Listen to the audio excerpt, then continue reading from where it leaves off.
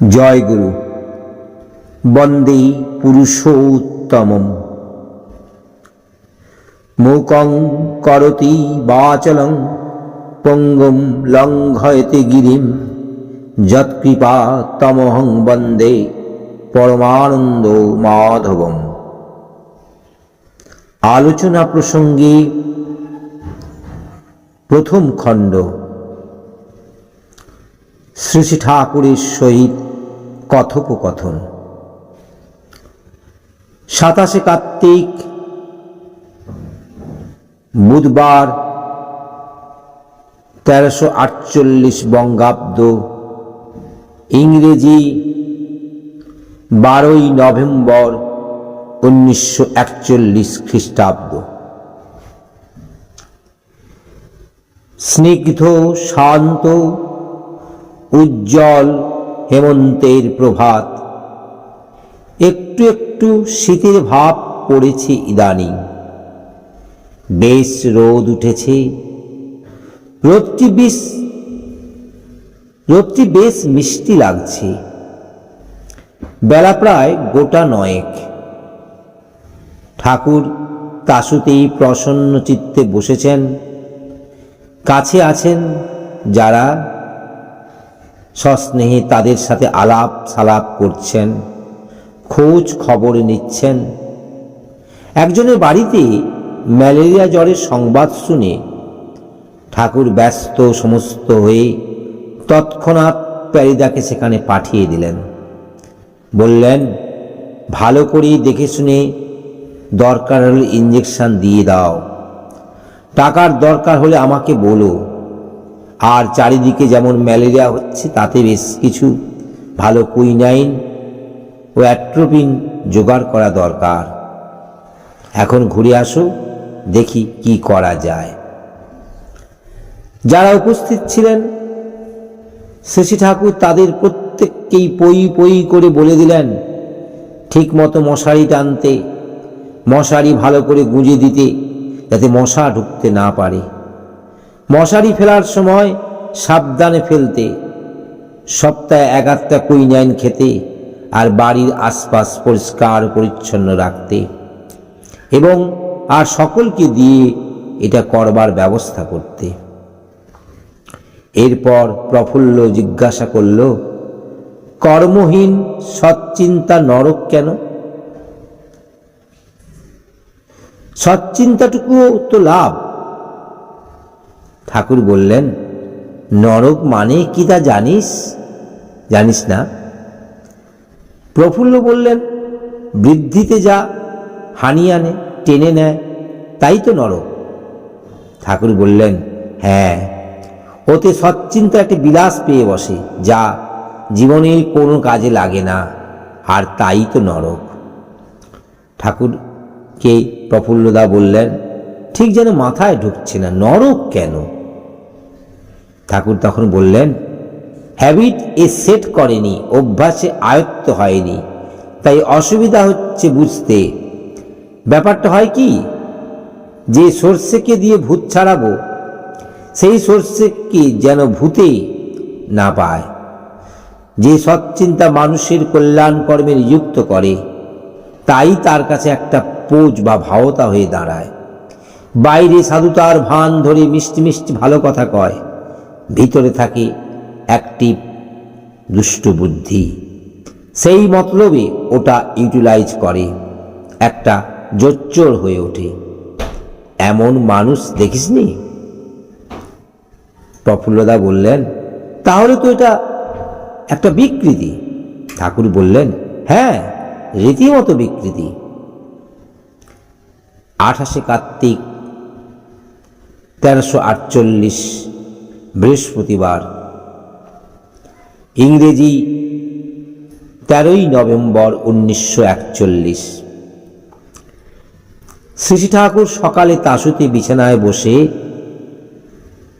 ঈশ্বরদা, বিমলদা, ইন্দুদার দিকে চেয়ে বলছেন, ইষ্টস্বার্থ প্রতিষ্ঠার দিকে ইন্টারেস্ট আসলে 2 জন দেখা হলেই কথা উঠবে। কেমন করে কনসলিডেশন সংহতি আনা যায়, কোথায় কি করা যায় ইত্যাদি। কোনো বৃত্তি তখন প্রমিনেন্ট হয়ে উঠতে পারে না। আপনি যদি বোঝেন কোন জায়গায় সেক্সুয়ালিটি ইনক্লাইন্ড, অর্থাৎ যৌন আনতি হলে আপনার ছেলেটা শুকিয়ে যাবে, তখন আপনি যেমন কিছুতেই সেটা সায় দিতে পারেন না, এও তেমনি হয়।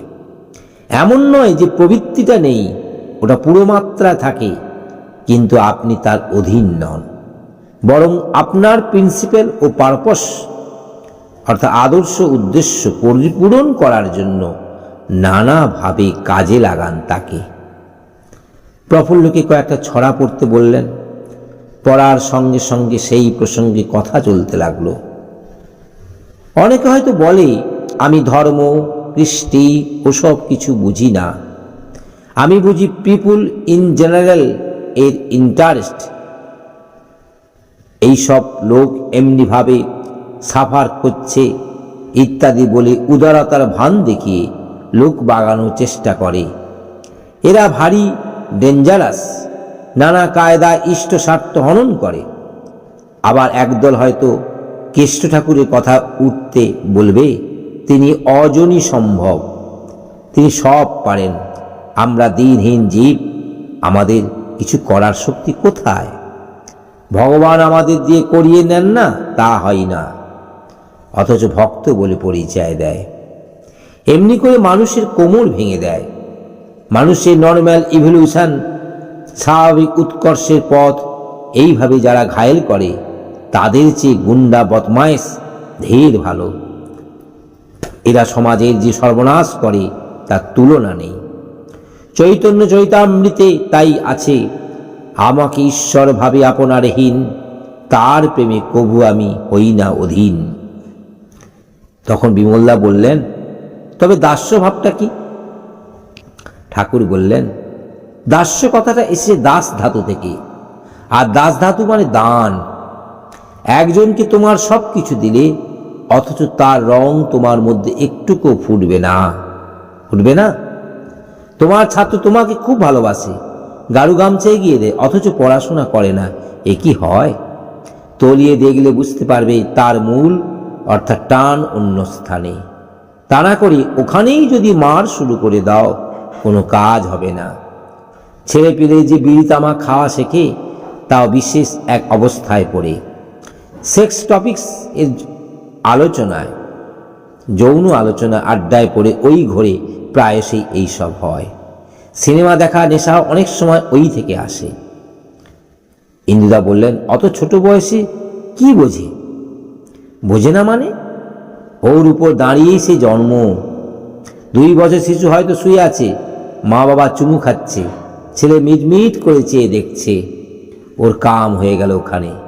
তাই ছেলে পেলে বড় হতে না হতেই নিজেদের আলাদা থাকা লাগে। ওদের সুরতকে রাইট চ্যানেলে ডাইরেক্ট ঠিক পথে পরিচালিত করা লাগে। টর্চ লাইটে যদি 5 রকম কাঁচ থাকে, তবে ভেতরের একই লাইট, আর যে কাঁচের ভিতর চালিত করাবে সেই রং দেখাবে। লিবিডিও ওই রকম, যে রঙে রাঙানো যায় সেই রঙে রঙিন হয়ে ওঠে। দরদ ভরা বুকের টান হলে আদর জিনিস, যার উপর তা থাকবে মানুষ তেমনি হবে। দামাল ছেলে শিবাজি রামদাসকে পেয়ে উঠে সম্রাট হয়েছিলেন শিবাজি। বিমলদা বললেন, সুরতটা তার কি? যে কোহেসিভ ফোর্স এর অর্থাৎ সংযোজনী শক্তির দরুন স্পার্ম ও ওভাম, শুক্র ডিম্বাণু ফার্টিলাইজ হয়ে মিলিত হয়ে জাইগোট ফর্ম জীবনকোষ গঠন করে, সেল ডিভিশন কোষ বিভাজন হতে হতে মানুষ হয়ে ওঠে। তার আন্ডারলাইনিং ম্যাগনেটিক কারেন্ট, অন্তর্নিহিত চৌম্বক তরঙ্গই হল লিবিডিও। একে বলা যায় টেন্ডেন্সি টুয়ার্ডস ইউনিফিকেশন, মিলনের ঝোঁক। এটা অভ্যাস ব্যবহার ঝোঁকের ভিতর দিয়ে আত্মপ্রকাশ করে, আর এই লিবিডিও ইন্টিগ্রেশন ঝোঁক। হিটলার, মুসোলিনি, অশোক ইত্যাদির কথা উঠল। ঠাকুর বললেন, অশোকের মতো কেউ নয়। বুদ্ধদেবের প্রতি ভক্তি তাকে অত বড় করে তুলেছে। একজন প্রশ্ন করলেন, বুদ্ধদেবকে জীবিত অবস্থায় তিনি তো পাননি। ঠাকুর বললেন, উপগুপ্তের ভিতর দিয়ে বুদ্ধদেবকে বোধ করেছেন। যেমন রামকৃষ্ণ ঠাকুরের সময় কেষ্ট ঠাকুর বুঝতে গেলে রামকৃষ্ণ ঠাকুরের ভেতর দিয়েই ছাড়া বোঝার উপায় নেই। ইন্দুদা বললেন, অনেকে তো শুধু বিবেকানন্দকে মানে, রামকৃষ্ণদেবকে মানে না। ঠাকুর বললেন, সে বিবেকানন্দকেও মানে না, যে সে মানে নিজের প্রবৃত্তিকে। নিজের কোন প্রবৃত্তির সমর্থন বিবেকানন্দকে ব্যবহার করে? প্রফুল্ল প্রশ্ন করলেন, সাধু সঙ্গে নাকি সব হয়? সাধু সঙ্গ বলতে কি বোঝায়? ঠাকুর বললেন, প্রথম কথা, সাধু মানে প্র্যাকটিক্যাল ম্যান, ব্যবহারিক বোধসিদ্ধ মানুষ। আর সঙ্গ আসছে সনজ ধাতু থেকে। সনজ ধাতুর মানে আসক্ত হওয়া। সাধুতে আসক্ত হতে গেলে যা যা করতে হয় তা করাই সাধু সঙ্গ করা। তুমি আমার কাছে বসে কথা শুনতে ভালোবাসো, অথচ 50টা টাকা চাইলে বা 5000 মানুষ আনতে বললে সে কাজ ভালো লাগে না। তা কিন্তু সাধুসঙ্গ নয়, বরং তখন ওই কাজ করাই সঙ্গ করা। এক দাদা আর একজনের বিরুদ্ধে অভিযোগ জানিয়ে ঠাকুরের নিকট বলেছিলেন, পূর্বাপর না জেনে মাঝখান থেকে একটা কথা টেনে নিয়ে অমুক খুব নিষ্ঠার গোড়ামি দেখান ইত্যাদি। ঠাকুর বললেন, সবার মধ্যে ঘুলি বা গাঁট আছে। বিশেষ বিশেষ সংঘাতে এক এক ভাবে জেগে ওঠে, আত্মপ্রকাশ করে। ভেতরের ঘুলি আবার এইভাবে কাটে। দ্বন্দ্ববাদে বিচার আসে। কেউ হয়তো ছিটকে যেতে চায়, কিন্তু টান থাকলে ফিরে আসতেই হয়। আস্তে আস্তে সামঞ্জস্য করে নেয়। ধৈর্যটিদা বললেন, শোনা নেই বোঝা নেই, কথায় কথায় কেবল আছে। ঠাকুরের নিন্দা করছে, মাথা নেব, জুতিয়ে দেব। ঠাকুর বললেন, সে তো আলাদা কথা। ঠাকুরের একটা চুল নড়লে সত্যি সত্যি যদি অতখানি হতো, তবে তো একটা বিরাট শক্তির অবুদ্ধয় হয়ে যেত। তারও তো একটা অন্য দিক আছে। জয় গুরু, বন্দে পুরুষোত্তম।